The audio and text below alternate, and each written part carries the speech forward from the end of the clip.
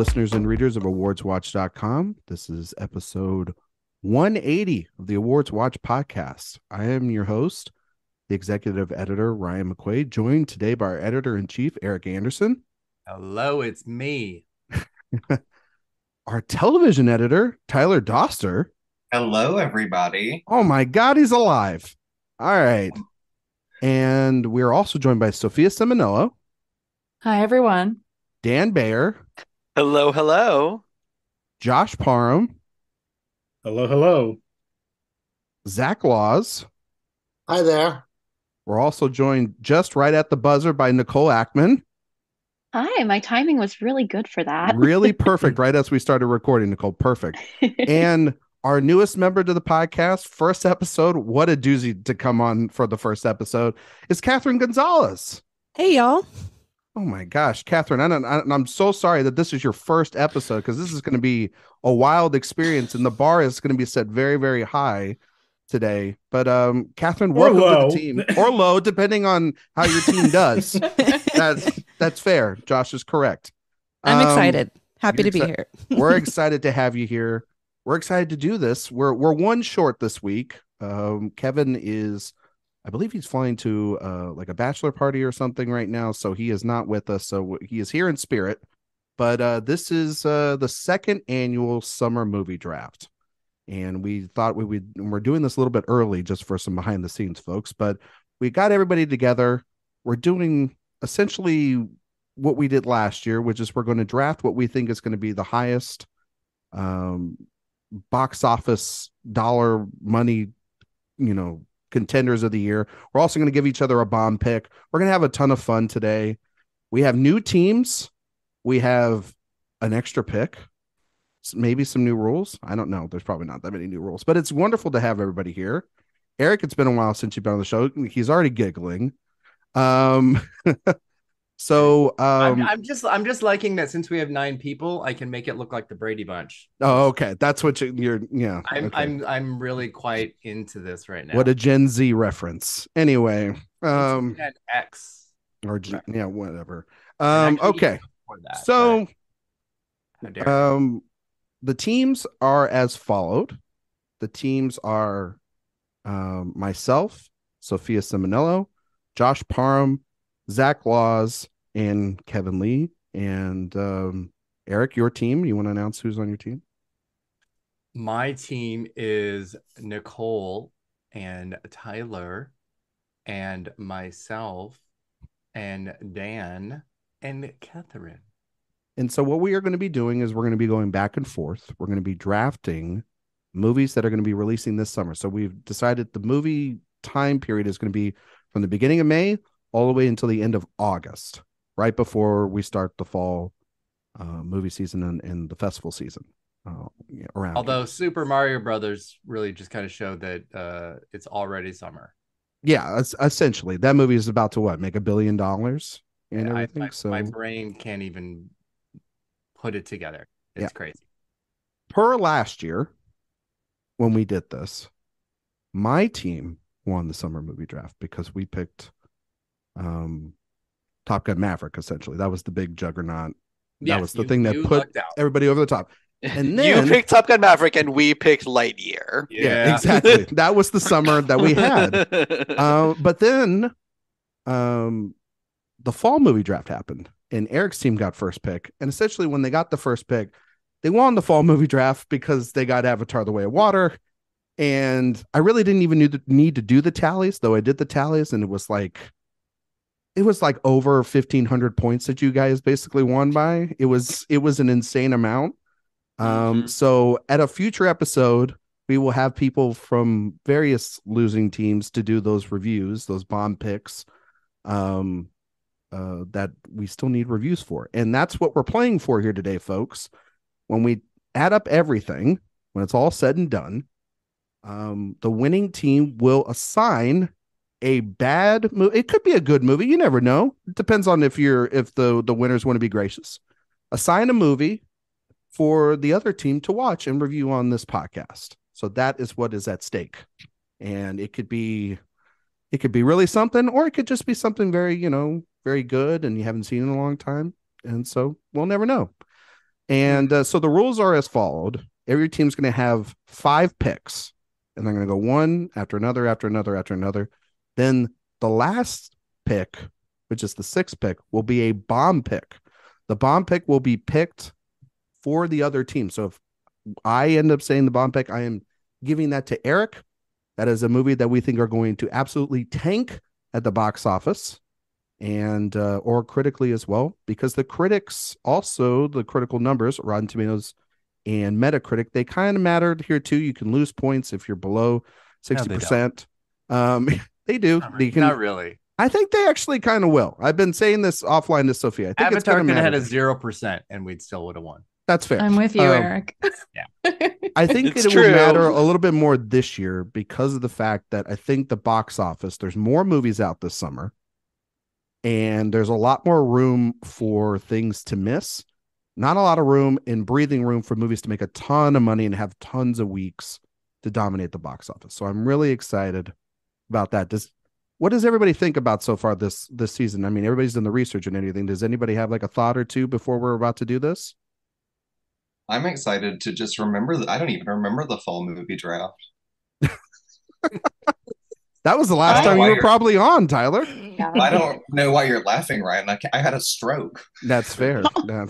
Well, I didn't think of it like that. I mean, now it's Pulling got out really the dark. stroke card. I see Yeah. how it is. No, I just had to I walk. just- I'm sorry, everyone. I had to walk him into that. Yeah, that's fair. I'm going to move us past that and just say that I'm excited because there's a lot coming out this summer that I think is going to do very good at the box office. And anytime we can keep funding movie theaters, it's something that I'm very excited about, Yes, I totally agree. regardless of who wins. Exactly. Although I hope it's my team.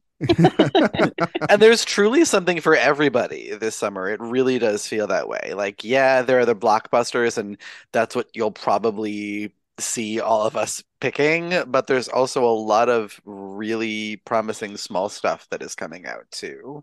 Yeah, I'm super excited by it. One of the aspects of this game, though, that helps or hurts us is budgets, because we're trying to make choices that are based on what a real return on an investment is going to be. Mm-hmm. And not only do we have like a really old school summer of a ton of releases, we have budgets that are insane, pushing to and past $300 million. And these were obviously all, greenlit and apart and happened during the pandemic. So these studios were like, you know what? We're just going to hope that we are on the outside of it and that, everything goes back to normal, because it's crazy. I've never seen so many films with budgets of this level. Yeah. And the thing about it was I thought about putting a multiplier in this year for the rules. I thought about it, but I don't think we are there just yet. I think that is going to be year 3. We will finally put a multiplier in on the budgets or the international overall worldwide gross of these movies. Because I still think there is enough math in this. I do not need more. That's fair, but you don't do the math. I do the math. So yeah, No. It wouldn't be a bad idea to consider, honestly, because like a movie that breaks or just makes the budget back, like we know that is not breaking even at all. No, that's fair. I just didn't think we should do it just yet, but I think a multiplier will happen in the future. Maybe even happen in the fall. You'll never know. But in the fall. As of now, what we will be doing is essentially the way that a team will get points is they just have to clear their reported budget at the box office. That's all they have to do. Any $1 million over that budget is a point. Anything below that obviously is minus 2 points, and so on and so forth from there. And that's how you can rank it up. You can even have like bad movies. Like I believe somebody picked Jurassic Park Dominion last year. We did. Lost, so you lost points on the reviews and the Metacritic score, but you gain a ton because of the giant box office that it had. But then it also helps. $1 billion. It really helps though, baby. also when you have your film do really financially successful as well as also critically. And the highest grossing film of the summer gets an additional 50 points this year. I changed that rule. And exactly. Highest That's grossing. been good to know before. I know, right? What a twist, right? Is it That's not going to make a difference. Okay, then let's make it 100 points. Sure. How about that? Now we're talking. All right, we'll make it 100 points. Let's do it. We can't. 100 points. We're on the same team here. I don't Yeah. know more risks. Let's go. Like probes over here. He's like, hey, do you want a new rule in the middle of playing the fucking yes. game? That's the chaos I like. That's what makes good radio, I guess this is. All right. So the way that we are going to do this is I have a wheel here and it has everybody's name on it. Okay. And we are going to roll this wheel here. What if you get live Kevin? On the air. If we get Kevin, he's on our team. Oh, that person that's named here, that will be whose team gets the number one pick this year. Okay. That means everybody's got a 10%. All right. So I am going to. I need to get a good look at this wheel. Where's everybody? Like, no, I can't see that. Blurred. All right, hang on 1 second. I'm going to unblur myself. Feels like a setup. All right, here we go. So it's not like I have everybody on the same team next to each other. Fortune colors. It's everybody, every other member of the team. It works. So, yeah, it works. All right. So are you ready? Let's do it. All right. I am spinning the wheel. And the wheel has landed on Tyler Doster. So that means Erik's team will get the number one pick. That means that my team will get the first pick in the bomb picks. All right. So Erik, you have first pick this year. I believe you had first pick last year, if I'm not mistaken. Maybe I'm. No, we didn't. No, you didn't? No, we didn't. You didn't. Okay. No, we didn't. That's why we didn't. Okay. But yes. Thank you for that lovely spin of the wheel. By the way, if y'all would have lost, Erik would have said like, this is bullshit and rigged. Just I'm going to put that out there. But anyway, just beside. I mean, duh. And that's the way the game works, Ryan. Exactly. Rigged until it but you don't know if we wanted to go first or second. There's strategy. Well, right now you're number one and you got the pick, so you might as well just start talking. True. And with that, I will give our number one pick to Tyler to introduce to the group.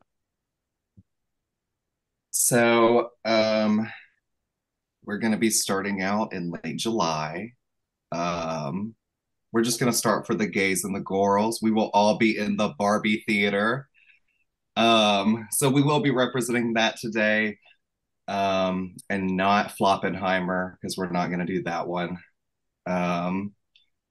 We personally think that, I mean, if with the trailer recently coming out, everyone has been talking about it a lot more. I think they're probably about to put it into overdrive into this campaign. It is still going to be quite a showdown at the box office that whole weekend. I actually think it's going to be more double features, if I had to guess, for most people that are going to go see one or the other. So at that point, it'll just, I guess people have to decide which one is sold out first or not. But so we're going to start with Greta Gerwig's Barbie. And we're going to see where that and Margot Robbie's accent takes us. And Ryan Gosling's abs. Yeah. Mm-hmm. That's a good pick. That is a good pick for y'all. I wouldn't be lying if I didn't say that we saw that coming a mile away. It was not surprising at all. But it's a good pick, and it's only $100 million budget, which is actually really good for it.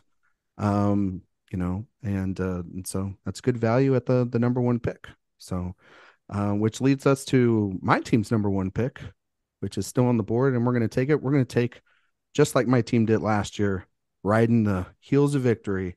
We're going to take the first movie of the summer that has 2 weeks to just make as much money as it wants, and that's going to be Guardians of the Galaxy Volume 3.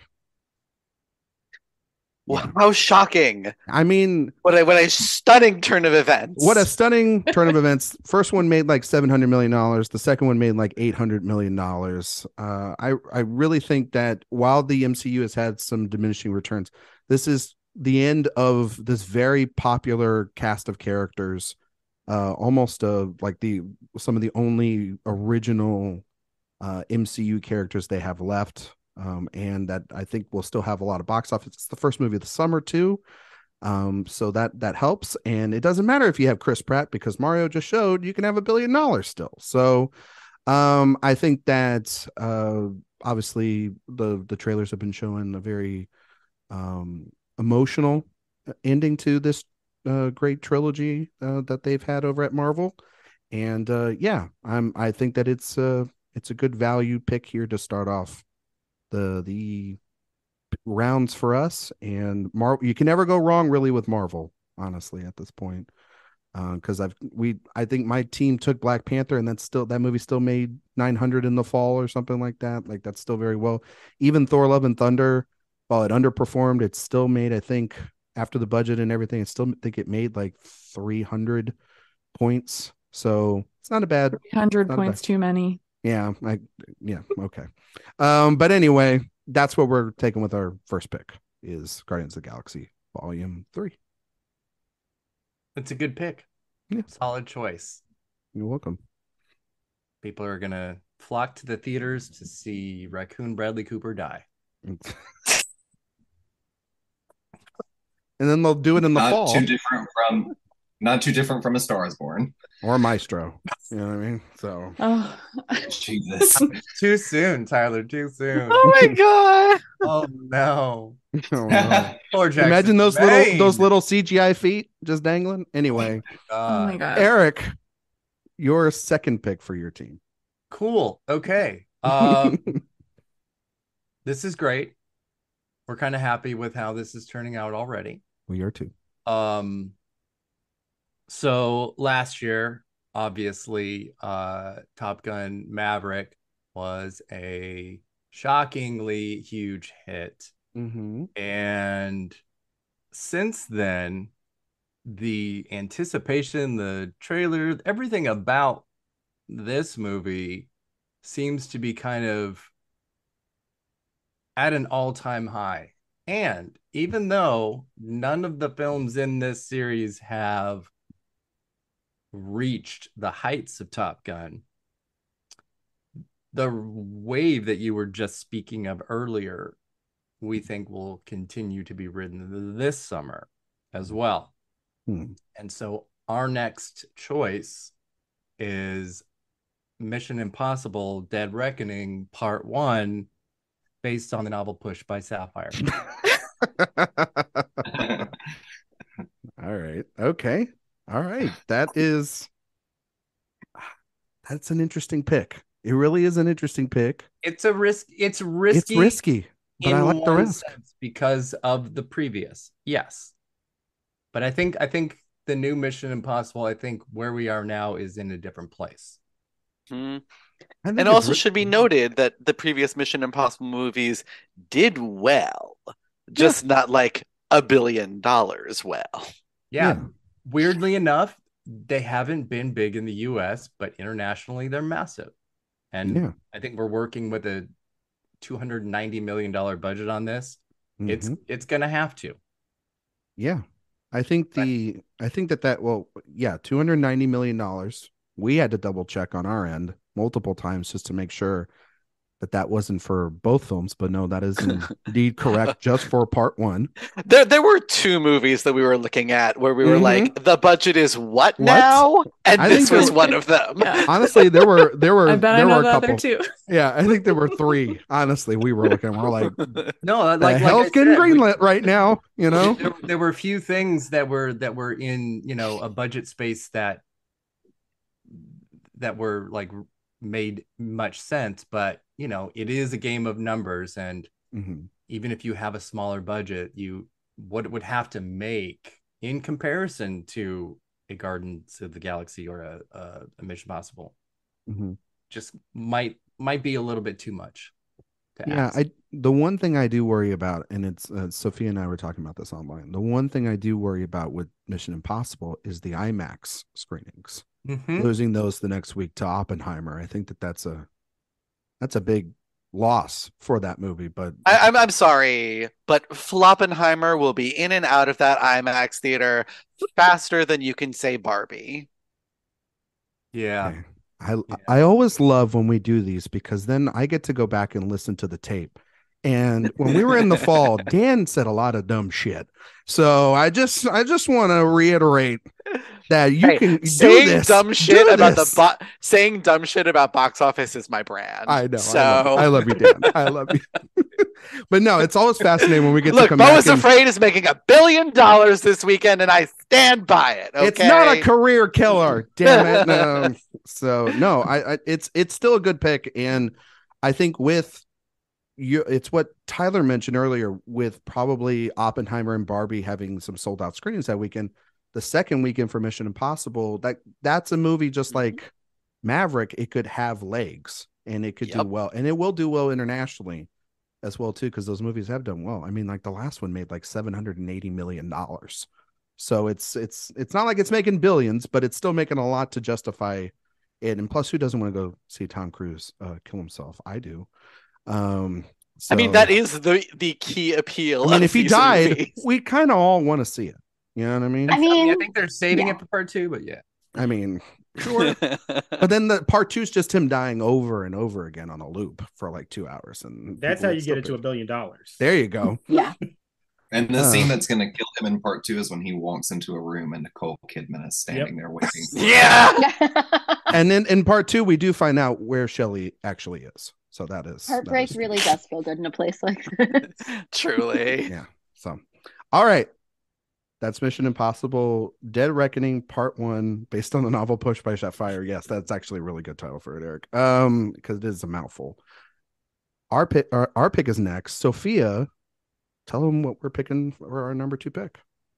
Yeah, so Eric, you mentioned a really good trailer, and our next pick also has, I think, just a magical summer movie trailer. And based on the success critically and commercially of the first movie and just the power of its IP, animation, who this movie can hit with a $90 million budget, we are choosing Spider-Man Across the Spider-Verse. Very solid. Good pick. Yeah. Not a bad pick at all. Yeah. Sophia, you want to go into why we chose this for our second one? Oh, sure. Yeah, no, I started to kind of lead in with what the pick was, I think, with why we chose it. But just thinking of when it comes out in early June, I think families will want to go see this. Fans of Spider-Man will go see this. This is something, again, like with a $90 million budget, thinking of the difference between like how high the ceiling could be and what that budget is. It's a good way for us to get points. And because of just how the trailer looks, the creativity of the animation, how the first one did, I would imagine also that this movie is going to fare really well critically, so we can get those extra points there. And I think it's one that I'm also excited to root for, looking at our list. You guys can add anything else. The first one's budget was 90 million. The estimated budget for this is 150. Is it? Yes. Is it? Either way, still all we have right now are estimations, but that one, I mean, almost everything, there's nothing like locked in yet, but it is a bigger budget. Yeah. But either way. Okay. Either way. But also too, we have to double check and make sure if that's 150 for 2, because they did split it into 2 parts. So we just have to double check that. But and we could do that offline. But anyway, I still think it's a great pick because, and the reason why I think that this will work is we're coming off of pretty big existing IPs dominating the animated box office. You have Puss in Boots, which we all want to just sit and talk about Puss in Boots for a couple minutes and just really talk about the fact that none of us picked that on the fall movie draft. It was like barely an afterthought in the honorable mentions. And then that was the 3rd highest grossing film of the fall. And you know, and that deservedly so. Deservedly so. It's a wonderful film. But that movie had legs, and it was also from a franchise, an existing IP, and a sequel. And then based off of the success of Mario, this one just also kind of felt right. Plus the trailer's done gangbusters. I can feel like, honestly, and I know this sounds crazy, but it's kind of true. Like, we've seen how some animated films over the last couple of years have done based off like kids and online and TikTok and all that different stuff and songs and everything, like how Encanto kind of started in a box office, but then it became like this giant hit. Spider-Man is a giant property also, especially with No Way Home and everything, a couple of years ago. So I think this one's going to do pretty well. And Sophia and I and the team were talking about how we were very excited to take this one early on. Yeah, I think it has a good chance of doing better than the first because there is. Oh yeah, and superhero movie sequels usually do also pretty better on the second go round once you're introduced to the style and the flair of it. Or maybe it's just front loaded. We'll see. It'll be interesting to see if Across the Spider-Verse is an online only thing or a real world thing too. Oh, I think it's very much a real thing. I mean, kids love Spider-Man. We'll kids love Spider-Man. I can tell you. They like Spider-Man when they can actually touch him, when he's an actual person, when he's real. All right, officer. Wait, was the last Tom Holland one in 4DX or something like that? I missed this, where you could actually reach out and touch him on the screen. I am holding my comments back. Nicole is angry. I also like Spider-Man when you can touch him. What? Technically, Zach, give the people what they want. Zach, I think you're confusing open something up here, Zach. Yeah, I think you're confusing that kind of experience with a Cherry. Oh right, yeah, that movie that everybody saw. Oh my God, Chirk. Chirk. Never forget. Inside Tom Holland. All right, Eric, your team's third pick. Yeah, I need to collect myself from that. Okay, yes. Our third, is this our third pick, right? Yep, that's what I just said. Yeah. Ryan. I wasn't paying attention to you. Our third pick will be revealed by Sir Daniel Bayer. So as Tyler mentioned, we are the team of the girls and the gays. And with that in mind, there's one thing that unites us all amongst the girls and the gays. And that is we love Oscar-winning actresses. We love them more than anything else. And you know who else loves Oscar-winning actresses more than anyone else? Vin Diesel, baby. I knew it was happening. I knew it. Fast and the Furious franchise is the biggest motherfucking franchise in the fucking world. Last year they took cars to fucking space. Somehow Fast X has a budget of over $300 million. $340 million. So I don't know how they're taking these cars to fucking space. But I tell you what, I will be there in the theater on opening night to see what. I will be there. And so will the rest of the world. I looked at Sophia's face when you said Oscar-winning actresses, and I feel like you thought we were going to pick Book Club too. No, I actually did not. Okay. I thought you were going to pick a different movie though. And I was really shocked I was by just it. like, oh my God. Which might happen. Yeah. Mm-hmm. I won't reveal what it is just in case. Yes, of course. Yes, $340 million. It's got its work ahead of it.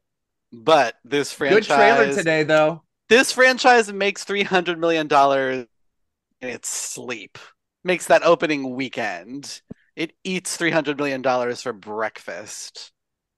Yeah, the Fast and Furious franchise, it's a really interesting franchise because, they were dead for a long time. Well, Josh will know. Josh, we'll talk about it in a couple weeks on that show. Don't worry about it, Josh. Yeah, can't wait to talk about that movie that I haven't seen a single just film me in the and Josh on that show. That's all I need. No, then it became a box office hit. With the fifth one, Sensation, the sixth one, the seventh one did really well. Obviously, the seventh one kind of felt like a finale because it was also tying up, the tragedy of Paul Walker and everything. And then the eighth one kind of had diminishing returns. That's the last one The Rock was in. Hobbs and Shaw really didn't do well. And then it's kind of hard to judge Fast 9 because that was coming right out of the pandemic. This $340 million, they just announced today that we will have Fast 11, which I hope it's Fast 11, like the Fast and Furious family and the Ocean's 11 family coming together. That would be a wonderful tie-in together. The crossover we never knew we needed. Directed by Steven Soderbergh. Hell yes. Hell yes. But it'll be really... looks like it was directed by McGee. Who's directing that like dam explosion? I'm like, yeah, I saw great that. Throttle. Yes. But no, it's a really interesting pick. $340 million. Good Lord. I'm just mad that they did not use the tagline "Fasten your seatbelts" because right there, this is too clever. They've never used that. They've never used that. That hurts that it came but out. This is the only 10 time movies. It's yeah. 10. Yeah. Anyway, it's our team's pick, our third pick, and I'm going to kick it over to Josh Parham. Yes. So for our third pick, we are going once again with a tried and true franchise that is getting a new installment, and a new installment for something that hasn't been seen in a while, which, as we saw last year with Top Gun Maverick, proved that if there are some characters that have been out of the scene for a bit, people do kind of get hungry to see them again. And I think that this movie's coming out at a really prime date, and that's why we are going with Indiana Jones and the Dial of Destiny. Oh, yeah. Yeah. A good pick. Harrison Ford looks great with the de-aging, I have to say. One of the best de-aging. He looks great without the de-aging. I know. He looks good anytime. Like, the man just looks good. Yeah. And even though everybody has not so great memories about the last one, that was so long ago in the public consciousness. And I think people are ready to go back to Indiana Jones. It feels like James Mangold has ironically, a better grip, I think, on what to do with this material than Steven Spielberg does. Surprising what happens when you hire a director that actually wants to make the movie. Yep. And so, yeah, I feel like people are interested in this one, and there's going to be a really big appetite for it. And I have a feeling that people are really going to come out to support it. Yeah. It's the like whole family, kind of like Maverick kind of vibe too. And it's the last Indiana Jones, the last time Ford's going to do it. So it makes sense. Plus, we'll have reactions out of Cannes before the movie comes out, so we'll know maybe how good it is, how bad it is, whatever, by at least some selective audiences. And a couple of these films will, at least, that are going to be out in the summer. So, but yeah, it's a big budget. I think that was the other budget that we were all looking at, like $295 million. But it's Indiana Jones. I think families will want to go see that. 297, but yeah. 297. What's $2 million? You never know. You never know. It could be the difference. That could be the make or break moment, right there. Right. It's 2 points. I mean, honestly, it's gonna be a really tight summer, I think, for sure. It is, because not everything is going to be successful. So we're picking, things that either feel safe or maybe have a little bit of risk to them, but not everything is going to make $800-900 million. No. So it's part of the fun of this, though. Exactly. No, for sure. All right. Indiana Jones and the Dial of Destiny. By the way, what does everybody think of the title? I think it was, think they just wanted to turn back the clock, turn back that dial to erase Kingdom of the Crystal Skull from everyone's memories. I think that's what the plot of this movie is. Love some alliteration. It's a bad title, but nobody's going to remember. Yeah. Okay. No, I just I know that it's not very popular, so I was just curious. You know how I feel about it, Ryan. Yes, we've had this discussion. Tyler hates Indiana Jones, and it fits y'all's brand over there on Team Eric. Anyway, Eric, your fourth pick for your team, please. Our fourth pick is going to be introduced by our podcast newcomer, and I'm so excited for that. Catherine, please reveal our choice. Ooh, so much pressure. Well, we believe this movie has the touch. It's going to have the box office power. And if you understand that reference, you know that they're going back to the OG designs in this film. And I believe it's gonna bring back a lot of the original fans, since it's been a while since the last movie has come out. So we're going with Transformers: Rise of the Beasts. Wow. Okay. Interesting. That's Look, we're not saying we're happy we think this movie is going to make $1 billion. Will it? We're just saying we think it will. It probably won't go to those. I mean, but I think Catherine can maybe speak. I don't let Catherine speak to it, so I don't speak to it. Yeah, I mean, I think given the Marvel fatigue, it's been a while since we've seen a Transformers movie. I mean, it's been 6 years from I think the last night. Bumblebee was like a year later. I know I'm excited to watch Dino robots that we haven't seen before, and they look amazing. Optimus Primal, voiced by I forgot what his name, Hellboy dude. We saw the big ape at South by Southwest, you, me, and Ryan. Yeah. He looks great. Yeah, so I think it's going to be awesome. So I'm excited. I think it's going to bring, and then my husband pointed out that the Transformers are going back to the OG, like the G1 design. So, because I think it's going to be set in 1994. So I think it's just going to hit a sweet spot of kind of refreshing the franchise. So if you're tired of Marvel movies, maybe this won't be going back to, just something familiar but new. So I'm excited for it.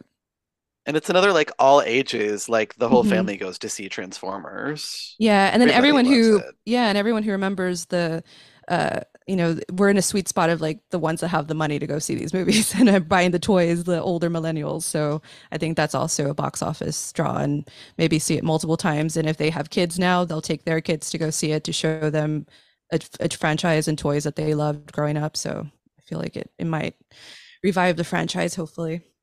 And it's a new storyline in a franchise that people love. So there's no barrier to entry. You don't have to have seen the last 5 Transformers movies in order to see this one. Yeah, no Mark Wahlberg, so that's a plus. No Michael Bay. That's actually a plus. Yeah. That's always a plus. Yeah. I don't know. Like after Ambulance, I feel like Michael Bay is, good again. So yeah. I've completely come around on Ambulance, and I love it now. But no, Ambulance. Well, that's the correct. That's the correct. Well, I wonder what made you come around on it. I know. No.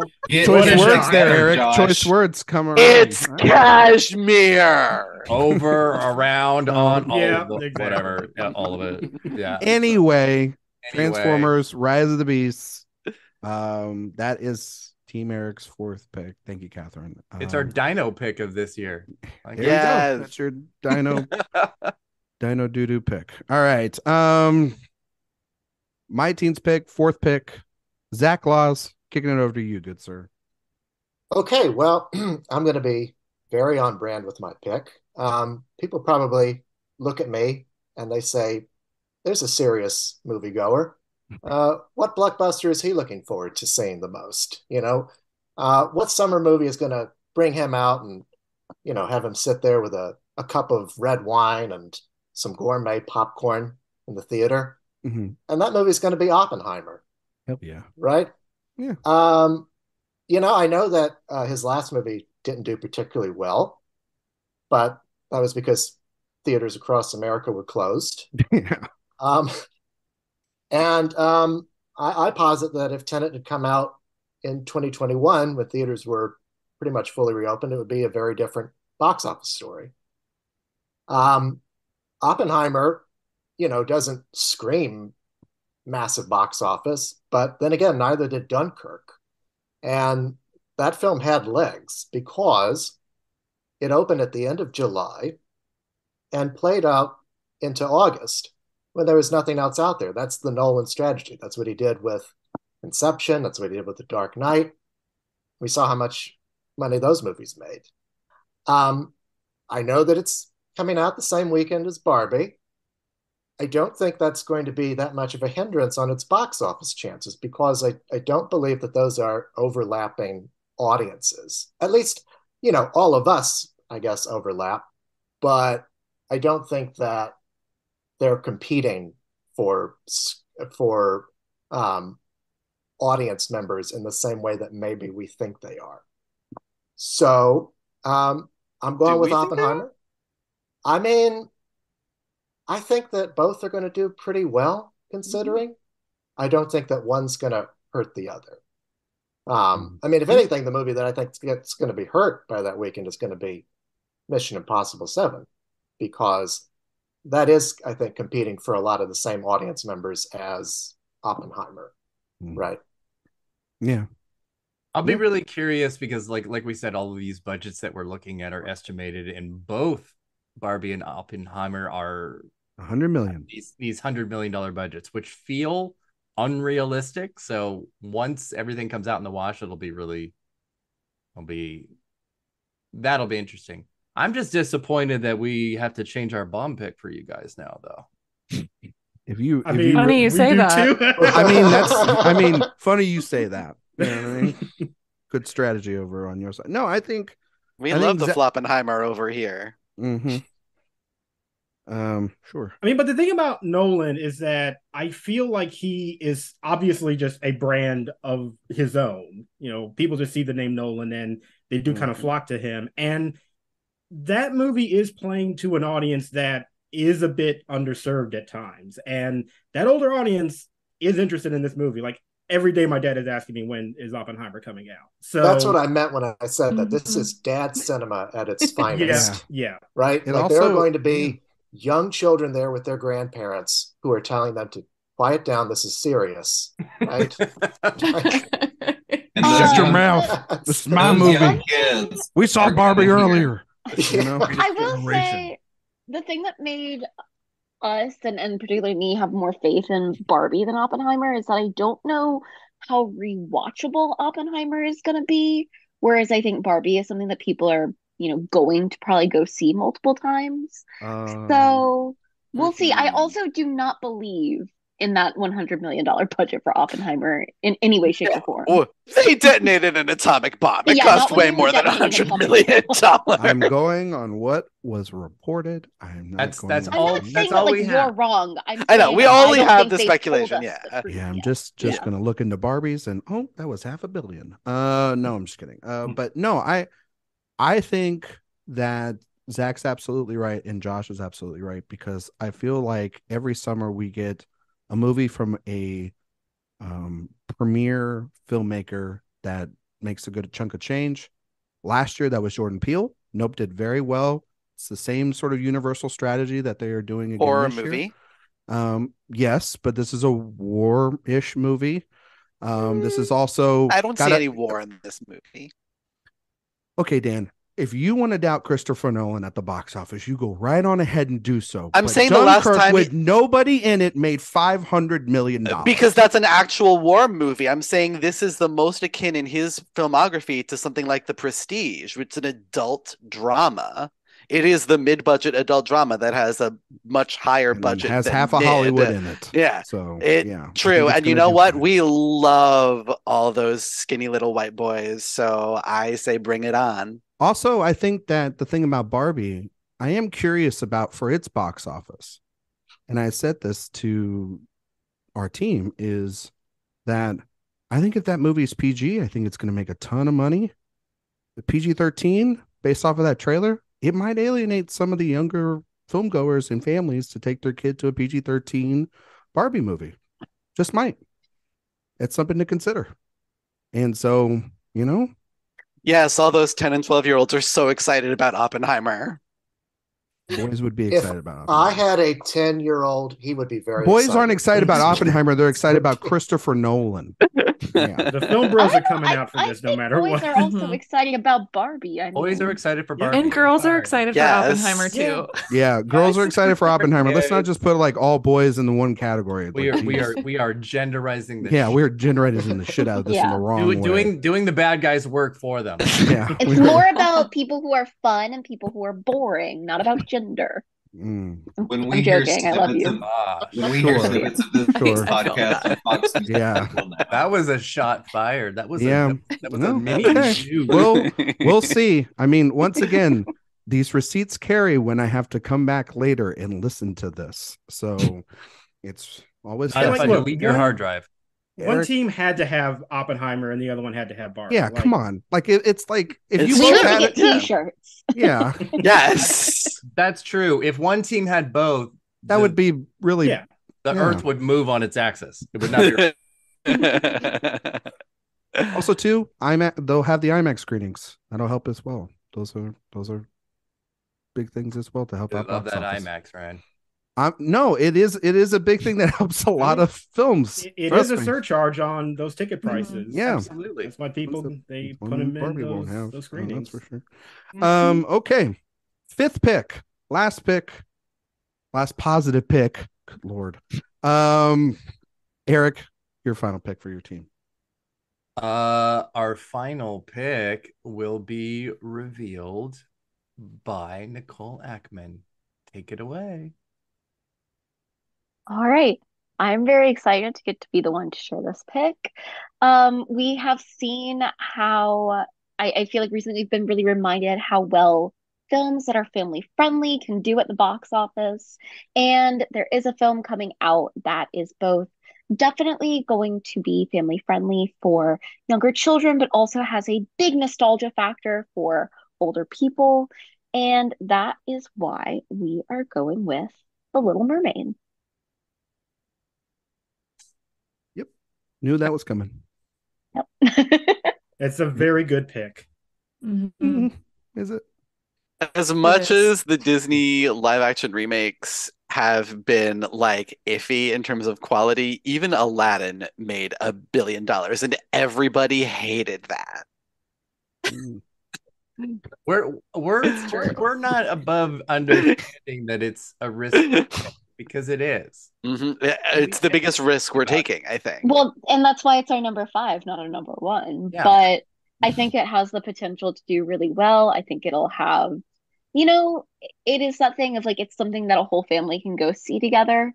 I think it's got appeal to a lot of different age groups. I think it also is going to be something that people are really curious about, because there's been so much buzz around it for so long already. And I think people are going to want to see it for themselves too, even if it's so that they can complain about it. They're going to go see it so that they know what to complain about. I think, honestly, it's one of those situations. Mm-hmm. Yeah. Everybody is on the warpath for this movie. Yeah. And it means that at some point they're all going to have to see it. And the thing is, we have to remember that the people who have issues with this movie are the same people who buy products to burn them. So they're not going to think about not wanting to financially support it. They might go see the movie just so that they can film themselves in the theater, Yeah. publicly boycotting the movie, and that's a ticket sale right there. True. So, Exactly. Yeah. True. That is the intelligence level that we are working with. Yes, you're absolutely right, Zach. Yeah. It's a pick. I remember seeing that trailer during the Oscars with Dan, and we both looked at it and went, I can't see anything. So It would have said, wow, Wakanda Forever. That movie looked so good.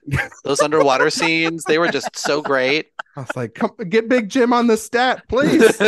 Please.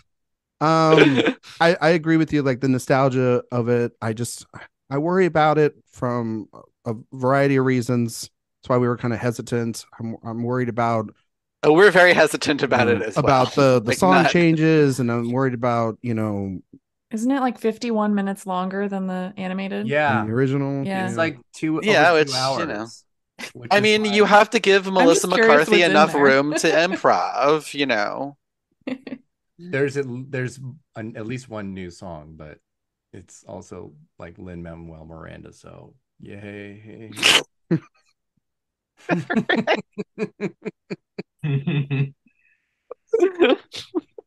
And we don't know the budget, but we're sort of working.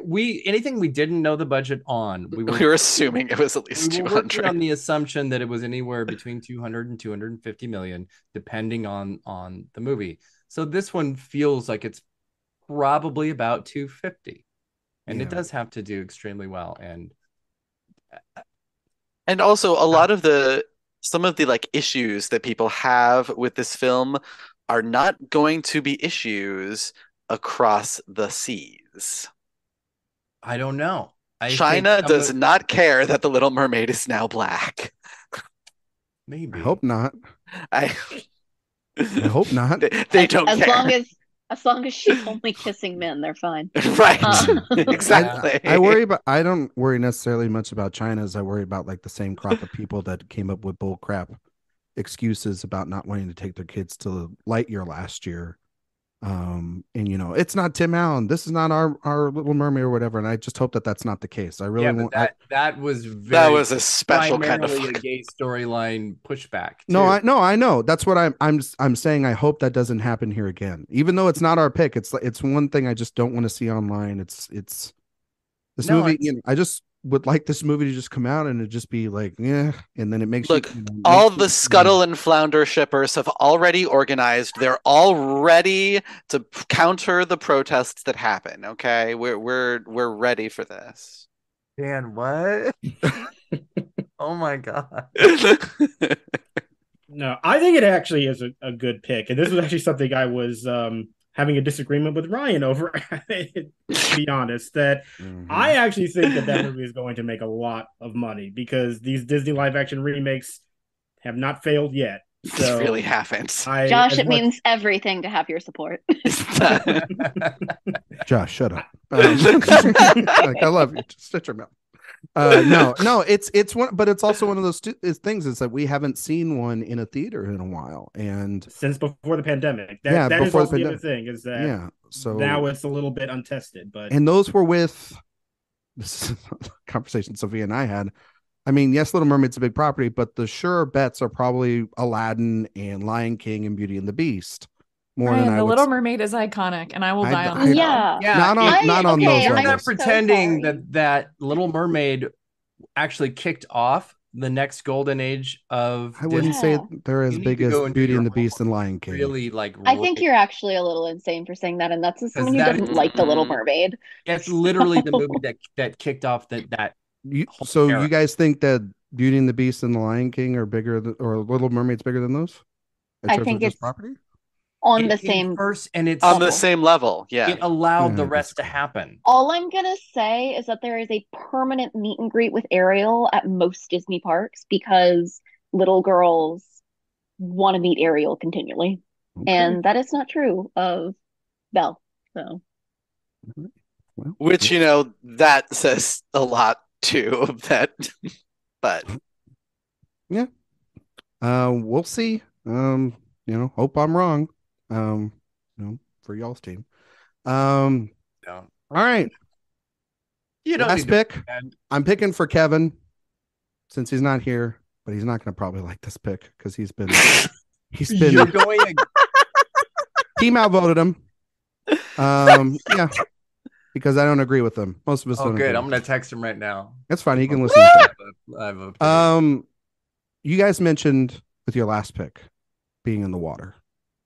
And movies. Really well. And I just gotta say, the other thing that does really well are monster movies. Yes. And I am gonna take in August when nothing is around, the Meg 2. Thank you, Ryan. Thank you. Because I was hoping someone would pick this movie. Because that first movie, when you think about it on paper, it sounds insane. It really does sound insane. But then that movie made so much money. That movie made a shit ton of money. And it's already been approved to release overseas, including in China. That movie is going to make a ton of money. And it'll probably be Ben Wheatley's highest grossing film of his entire life. Not that that's a high bar. Not that that's a high bar to climb, but it's also in August. Nobody picked a movie in August, and everyone was scared. Everybody was scared. It's kind of slim pickings in there, really, because that's really where probably a lot of the bomb picks might come from. And I think that it's also been some time since the last one, able to up the action. You got Statham back. The first movie made $500 million. Insane amount of which money is for insane. that movie. Like, I was thinking, oh, maybe that'll be like a bomb pick. And then I looked at it, I'm like, no, that's a serious contender in the last round if it's still there. So the Meg 2, I can't believe it's even got a sequel, but it does because it made $550 million. So yeah, and as you said, it's in August, so summer is winding down. There's not a ton of big new releases. So this is one where it's like, even if it's not a huge hit, it will do well enough in some dead time that we think we can kind of make up some stuff right as we get towards the end there. Even if it's the same budget, 150 million, it can easily clear that overseas, I believe. Easily clear that. Yeah. Oh, yeah. This movie, literally, I think the only reason we didn't go with it is that, like, the poster makes it look like the Sharknado ripoff that everyone thought the first one was, but it wasn't. True.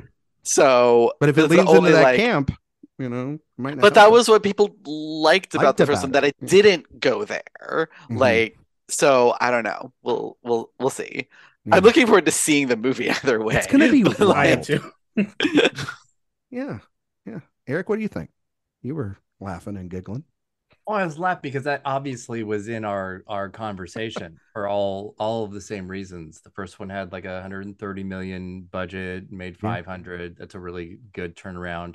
This will probably have a bigger budget, but I think you're totally right to pick it. And August is a kind of a dead period, and none of us picked anything from August, so it's ripe for potential and for upset. But yeah, to Dan's point, we were looking at those posters and how amazing the first one was, and that tagline was phenomenal. And this one does feel a little kind of off brand even for itself, but it makes sense for international purposes that it should do really, really well. Okay. And Jason Statham will be the king of the summer box office. Yeah, because he'll have that and Fast 10. Fast X. Yeah. I will see one of them. And it's Fast X, and you can't wait to hear that on the AwardsWatch podcast here in a couple of weeks. No, I'm just kidding. It's going to be the Meg 2. All right. That's our picks. We got bomb picks left. This is when the real sabotage begins, because now I can see Eric's fingers moving on the keyboards already. He's talking to his team. We've already made our selection, and it's only a tradition. Kind of like how, you have traditions in sports. It's only a tradition that Sophia Ciminello reads the bomb pick for Eric's team. It's a tale as old as time, as you would say. So, Sophia, tell them what we're giving them. Yeah, it only feels right to give you guys a bomb pick that has been described as a movie in development hell. So I felt like that was really good, and it has an estimated budget of $157.8 million. It also stars award season queen Jamie Lee Curtis. We are giving you Haunted Mansion. Wow. I thought that one was only doing Disney Plus. No, they are releasing in theaters. July 26th. Brave of them. July Brave of them. 28th, yeah. So bold. Well, team, we all got to go buy tickets for it now. Yes, because the thing you want to see in the dead of summer is a Halloween movie. No, don't help Barbie. Go see Haunted Mansion. I was going either way. Okay, so it's a good sorry that you guys don't appreciate the Haunted Mansion series. Listen, clearly, there's enough Disney adults in the world that I think we'll be fine. Yeah, I'm not gonna delegitimize that pick. It's a good pick. We talked about that, and in comparison to Jungle Cruise, which was a huge failure and a really expensive movie with somebody who's kind of one of the biggest stars on the planet, with The Rock. So Emily Blunt, you mean? Of course, I'm talking about Emily Blunt. Yeah, exactly. Well, here we have Jared Leto instead for you, so that Dr. Morbius himself. I'm sorry, but this is just Morbius 2, so it's going to be It's Morbin time. It's Morbin time. Even Nicole felt wrong saying that, didn't it? A little time, if you will. Bum, bum, bum. Yeah, no, I just it's a good pick. It was between that and another one, but this one had the higher budget, so we kind of went with that. It also was like the first Haunted Mansion was a disaster, and this one seems to already be like that. So yeah, it's just gonna hand that over to you guys, and just here you go. It's a good pick. It's a good pick. Welcome. And all right. Good luck to you. I'm scared. Yeah. Eric, good luck it to is you. Y'all's team's turn to pick a bomb. If you could go on ahead. Okay.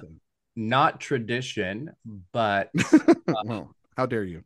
We wanted to make a new tradition. Yes. Our new tradition is that our lovely newcomer, Catherine, will be able to deal the final blow to you and your team. The death blow. Yes. Okay. All right. Catherine, take it away. Well, the bomb pick almost picks itself. But but where it'll be late in the season, people have spent their money on all the previous films, and while this one seems like it might be a thrilling ride, a lot of people will not have heard of it. So we're picking Gran Turismo. That when originally said in the chat, I thought they meant Gran Torino. Clint Eastwood is actually driving those cars. Yeah. Yeah. I told Sophia about this one specifically. Yeah. We were like, we have Fast X, and then we have Gran Turismo, which we're not even really sure actually exists. No. But we're sort of going on the assumption that it does. And we don't have a budget, but I'm betting it's big enough to be a disaster. I mean, David Harbour's salary alone. It's Neil Blomkamp. Of course, it's going to be a disaster. Yeah, that man has not made a good movie since the first one. Look, we've been all this talk about how we're in a golden age of video game adaptations, and it's time for that age to come to an end. I'm sorry, that's just the way it is. Damn, Dan. Gonna hit a wall. It's gonna hit a wall. The car is gonna hit a wall, and mid-August is going to be the time of death for the golden age of video game adaptation. We got one good one. That's all it took. One good one. Enough to just derail it back into development hell for everybody else. No, I think it's a good pick. It's one I did consider. It's one that I'm not looking forward to seeing because it just doesn't sound interesting, and it does feel like when you're looking at the list of movies, you really have to if you scroll past it, you'll miss it. You know what I mean? And so just like audiences will. Exactly. Yep. There you go. They're still going to be seeing the cars going out to Pluto or past the asteroid belt or whatever in Fast X. On the 10th weekend, it's still in box office. They're going to be more of a return for that than Gran Turismo. No, I'm not disagreeing with you, Dan. I actually think it's a great pick. I'm just now reading about what this movie is about, and this is the first time I've ever even heard of this film, and I gotta say, I'm not looking forward to watching this in any capacity. It's all right. The press screening is going to be a filled screening the day before it comes out. Right, yeah, I think we all know that. Yeah, that'll be the one press screening the social embargo will have broken a month beforehand. Yeah. It's actually the one last secret screening it can. Yeah. So it's really gonna, when they talked about films in competition, they meant Gran Turismo. They really should have closed instead of Elemental. Yeah.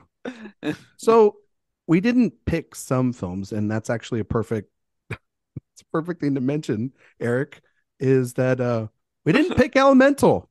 We were very weary of picking it. Eric, were you guys the same way and not wanting to pick $180 Pixar movie list as a bomb pick and as a choice? Same. Because it is really hard to know where things are going to fall. Obviously, you know, there's a little bit of burned feeling from Lightyear. Yeah. But that was pretty specific and trying to be something that it wasn't, and kind of positioning itself to something that it wasn't. And I think a lot of people are going to see the trailer for Elemental and kind of feel like it has a lot of inside out elements to it. No pun intended. And it kind of does, but it's actually really not like that at all. So I think it has the potential to be massive and a classic Pixar, or kind of mid. And Pixar's not in a great era right now compared to literally every other animation studio. Yeah, I was gonna say. So I think it could be either. I think the thing about that weekend is there's also a movie coming out that weekend too, The Flash, and which none of us picked. I respect nobody. We talked about it as a bomb. We had it on our bombs list. We thought about it, but then also too, it's gonna have like multiple Batman in it, and it could play Michael well Keaton as Batman is I think something that will really resonate with people out there, and I have a weird suspicion that actually might do very well just because of that. And that's why plus, like, that one really has the curiosity factor to it. Like, it's been shelved for so long, and all the drama with Ezra Miller, like, you kind of want to see it, even if you don't. Yeah, it's the last bit of the Snyderverse that those, sweaty fanboys can get. And I think that everyone's going to go see that, and it could really hurt Elemental, which really sucks. But then also, too, people could have just ignored The Flash, and they could go to the Pixar movie as well, because it's it's a lot more easier to digest than a dark superhero movie. Especially if the controversy. It feels like it could go either way. It could for both of them. Its budget isn't huge in the grand scheme of things. 180 is pretty big. I mean, well, it says 200 on it. Oh, is it 200? Well, 200, 180. That sounds pretty. 200 isn't 340. Yeah. It's not like The Flash, which is 300 conservatively. No, you know what I mean? The Flash is 200. Is it? Yeah, that's what Eric was talking about. I thought you were talking about Elemental being. No, I think Elemental is going to be more than that. We have not seen animated movies from Disney Pixar below 200. They are 200 to 250. Yeah. I think that I saw estimated 180 for Elemental, but that felt really low. Yeah, it's for that. And it's been a long. Until we know, we won't know. But we're using that 200. It's been a long time since they've had an original film, also too. Yeah, that's not a sequel. Dominate the summer box office, as well. I think Inside Out is the last film to do that, and it's been a while. Yeah, and we talked a lot about how. We talked a lot about how Lightyear did so terribly last year, but Strange World, which was an original animated film not from Pixar, but from Disney, but that also didn't do very well. Well, that was Jake's fault. And that's because Jake is box office poison. No shit. Well, and also because like audiences are conditioned now with every Disney movie that it's going to be on Disney Plus. Yeah. Within 1 to 2 months, so they know that they're going to be able to see it, so they don't make it a priority, especially if you have a family of 4 and it's going to cost you $100 to go see a movie. Strange World was also about a dad and his queer son, so I mean there's also that, but yeah. Also just didn't look good. Like it was good. It was also visually, not a very good movie. It was cute. I also feel like they just didn't market it because, that's also true. I literally got to right now, and I just found out it's about a dad and his queer sons. I mean, like Nicole, that was the thing. Like it was releasing Thanksgiving. It made sense when we picked it, and then we were like, no one's talking about it at all. Fuck. And I think that was like 195 million budget. Yeah. It was a bad disaster.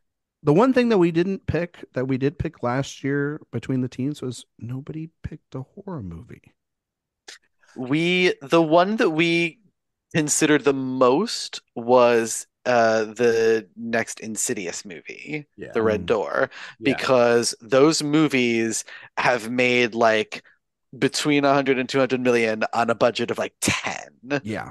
But so it's one of those like we know it's going to make money, but it's not going to make the type of money that the bigger titles are going to make. Right. Yeah. That was something we had also talked about. Yeah. And like for me, I looked at that pick and it was more like that's the thing you do when you get really towards the end and everything else has been taken. And it's like, okay, at that point, it's just not to lose that many points. And yeah, you're not going to get a whole lot, but you're not going to lose anything exactly with it either. Exactly. It was the thing we came around to on that it was probably going to be or perform the way that the Black Phone did for my team, which was like it made sense as a pick, but when you're talking about movies that are literally going to make 700, 800, and 900 million, it becomes negligible at that point.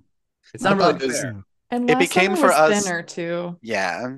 It became for us a question of, do we want to have one of our picks be a small win guaranteed or a potential big win but also potential small loss? And we decided to go with the riskier option. I mean, literally all you have to do is not lose money. Don't do that. Don't pull a light year. You know what I mean?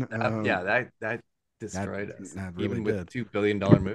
Yeah. Well, I think also too, like I saw the trailer for that movie today, and it didn't look particularly great. But then none of the Insidious movies since the first one have been good. Yeah. But then I thought, Dan, like you're right, it's gonna be cheap. And then the other one, like to kind of think about, was the Boogeyman, but that's an insane budget that we found for that darn thing. And I'm like, that's and it doesn't particularly look good either. So it's like, but I know one of those two movies will make a decent chunk of change. Because like, and that was the thing about the Black Phone. It's like it came out and it was kind of like middling reviews and everything. And then that movie did make a good amount of money, but it was because there weren't that many horror options. And it, like you said, Sophia, there weren't a lot of films out there. And I mean, if we do that rule change possibly of the multiplier, like that is the type of movie that you want. Yes. Yeah. No, that is for real. Because that would change the strategy considerably. Yeah. So that might actually be really great, because then we don't have to just try and rely on IPs and which franchise is the most popular. Makes it harder. That's where we'll see how this summer box office goes, and then we'll be able to judge it from there. And that's just playing. I was playing. Yeah, I was just being a little cautious. Meaning, if Ryan's team wins, we'll keep the current way of doing it. But if Eric's team wins, we're going to change. That's not true. That's not true. I was thinking about putting the multiplier. We're gonna listen to that tape back at the start of the next one, Ryan. I will literally be on record right now and say that if the box office does well this summer, regardless of who wins, the multiplier will go into effect in the fall. That will happen. There you go. Would make even more sense in the fall too. Yeah, really. Be a lot more fun in the fall too. Other movies that we could have talked about: Asteroid City. What a Wes Anderson movie is going to look like this summer. No Hard Feelings. Jennifer Lawrence. I kind of what I thought you were going to pick. Yeah. I tried to sell that for a minute. I was like, hey, maybe. A problematic sex comedy. Totally. When you mentioned Best Actress winners, that's where I thought you were going. Oh, and really? I was really shocked. Yeah, I was like, oh, wow. Okay. Okay. Really going Oh, no, please. We need multiple. And don't even come to me if one of them isn't Rita Moreno. Like, I mean, it'll probably do more Bad Teacher numbers than it will There's Something About Mary, but like 250 million. Yeah. Speaking of comedy, Strays. That could have been an easy bomb pick for somebody. We talked about it. Awful. Yeah. Awful.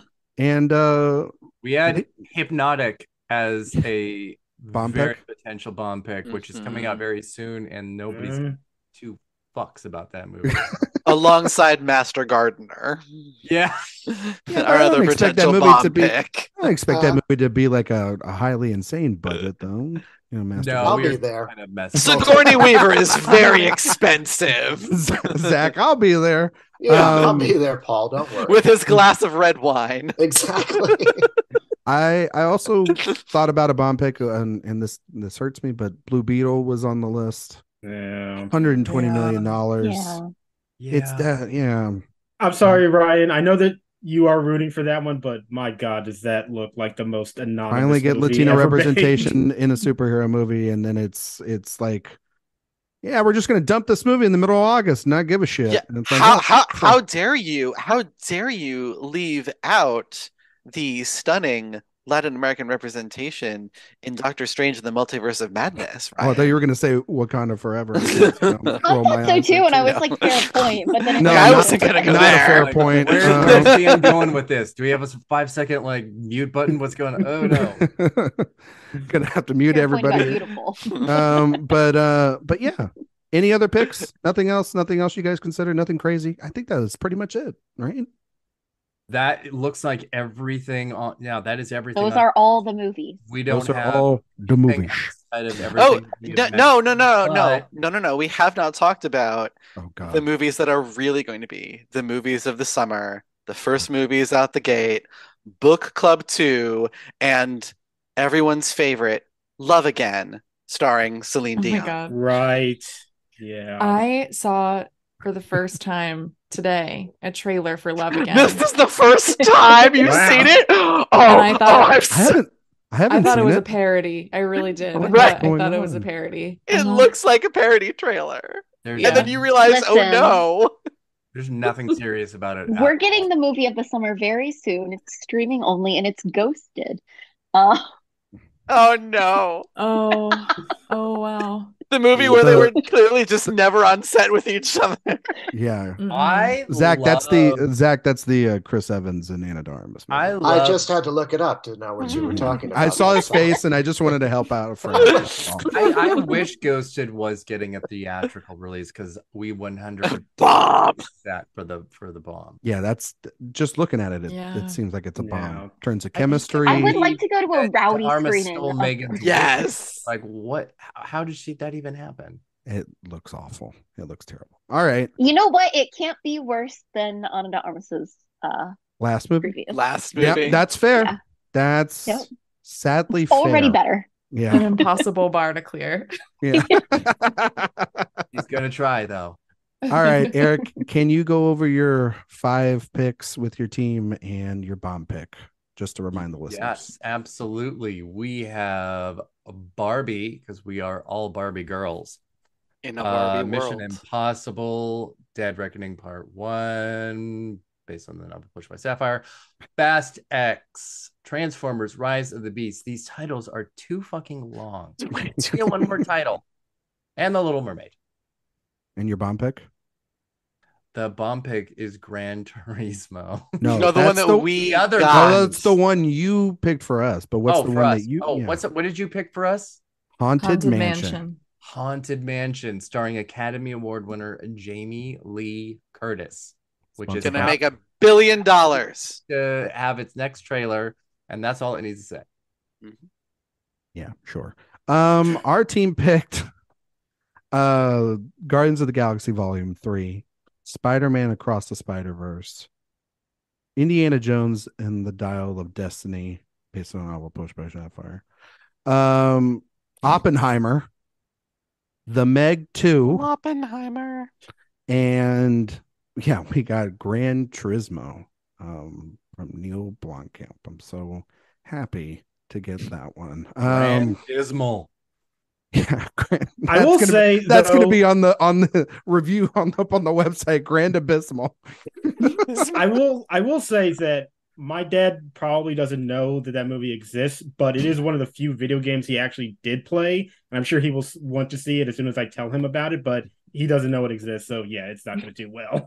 I loved that game. It was so fun. It was a fun game. All right. Well, that's the summer movie draft. We'll be back in a couple months to figure out who was definitely right, who was definitely wrong. It'll probably be a mixture of everybody here, to be fair. So let's start with Erik. Can you tell everyone where they can find you and all your work and the number one movie you're most anticipating this summer? You can find me at awardswatch.com, hopefully. I hope if the website's still up. Yeah, hopefully give a click. Awards Watch on Instagram and awards_watch on Twitter. And I am most looking forward to Barbie. Okay. All right. Sophia Ciminello. Yeah, you can. Yeah, you can find me online at Sophia_Sim on Twitter, and you can find my podcast Oscar Wilde at Oscar Wilde Pod on Twitter. We release episodes every Friday, and we just did a 1973 Oscar rewind, including a smash or pass game with many men from 1973 movies. So it was very fun. And my movie I'm most excited for this summer, I'm excited for the Barbie Oppenheimer double. I'm going to do it in one day, and I can't wait. Okay. All right. Dan Bayer. Hi, you can find me on Twitter at Dance and Dan on Film, at Letterboxd and Post at Dance and Dan. And my most anticipated film of the summer is the Sundance hit Past Lives. Very good. Yeah. I am dying. The face Erik just made is why it is my most like last week. By the way. Yeah. I just interviewed Greta Lee and Celine Song yesterday. They were incredible. The movie is the best thing this year so far. I love Greta Lee so much. It's incredible. I can't wait. I can't wait to see it. I think we all can't wait to see that movie. Josh Parham. Yes, you can find me on Twitter and Letterboxd at JR Parham. A lot of my work is over on Next Best Picture and at Awards Watch. And yeah, my number one is definitely Oppenheimer, but actually Dan gave me the suggestion to pick something else, and that is a movie that is coming out in August, which actually we'll see earlier, but I'll still count it anyway. And that's the movie Passages. Hell yeah. Yes. Yeah, for all the right reasons, Josh. It's a great movie. Yeah, there is no other movie except Passages this year. It's true. I watched the movie while we were doing virtual Sundance, and I was like, well, if this isn't a Josh Parham movie, if I've ever seen one. The most Josh Parham movie. I'm taking smelling salts with me. The only thing. Probably take poppers, but sure. All right. It's okay. Yes. This podcast is that's for the private screening later. Good God. That's for the rewatches. All right. Yep. Catherine Gonzales, can you tell us where we can find you on the internet and your most anticipated film of the summer? Yes, you can find me on Twitter and Instagram at Things Cat Loves with a C, and reviews coming now to Awards Watch. Woo! And I guess it's two. I want Spider-Man Across the Spider-Verse, and then the next week, Transformers: Rise of the Beasts. All right. Okay. Along with a lot of the other movies too. There's a lot of good movies coming out, so I'm excited. It really is a bountiful selection of films this summer. And yes, Kat's got reviews coming up on the website. You should, by the time this launches, she should have her review of Are You There, God? It's Me, Margaret, up on the website. All right. Zach Laws. Well, you can definitely find me at Oppenheimer multiple times on opening weekend. Look for the guy with the glass of red wine in the movie theater. I will be hammered by the end of opening day because I'll have seen it like 3 times or so. You can find me on Twitter, Instagram, and all that stuff. Letterboxd at Zach Laws. My most anticipated movie is, I want to see Oppenheimer, but I also cannot wait to see Tom Cruise risk his life once again for the sake of saving cinema.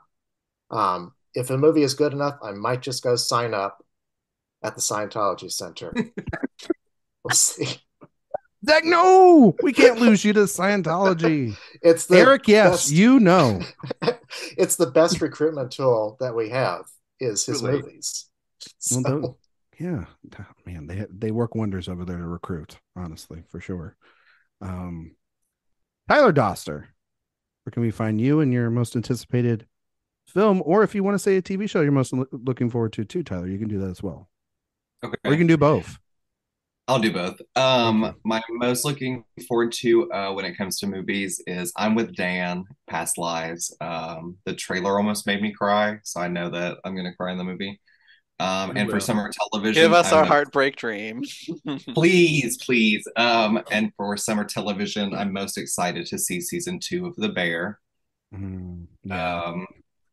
But you can follow me on Twitter at Tyler and Doster. All of my stuff is at AwardsWatch.com, including many Emmy interviews coming up, Emmy Awards pieces, and continuing television reviews. And by the time this one up, my glowing review of Love and Death will be out. Please go and follow Tyler. That's going to be the best follow you've had of your entire life. Tyler, we love you, and please come back on the show more. And you will be hearing Tyler more on the show. We have some upcoming stuff that we'll be doing because it'll be Emmy season right around the corner. So that'll be great. And Nicole Ackman. You can find me on Twitter, Instagram, and Letterboxd at Nicole Ackman 16. You can find my work at AwardsWatch and over at Oscar Central. And I really did think about trying to come up with another film, but everyone would know that I was lying if I didn't say Barbie. So we'll go with it. Yeah, we know it's very on brand, Nicole. We you know, come on, it's Greta Gerwig making a movie, like, but exactly. But following up one of your favorite films of all time in Little Women, right? Exactly. And with my girl Emma Mackey, who I expect is going to be in my number 1 and 2 films this year. So there you go.